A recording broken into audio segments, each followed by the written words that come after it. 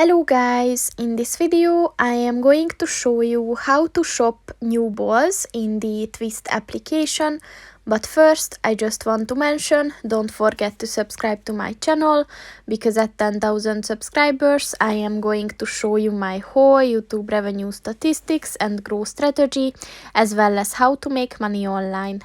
Let's jump into it. First of all, open the application on your phone. And then click on the basket button at the bottom of the page. And as you can see, these are the balls that you can purchase. Of course, you need some points in order to do that. And I don't have yet any, so collect points by playing this game and you will be able to purchase for different balls. So that's pretty much it for this video, guys. See you in the next one. Goodbye.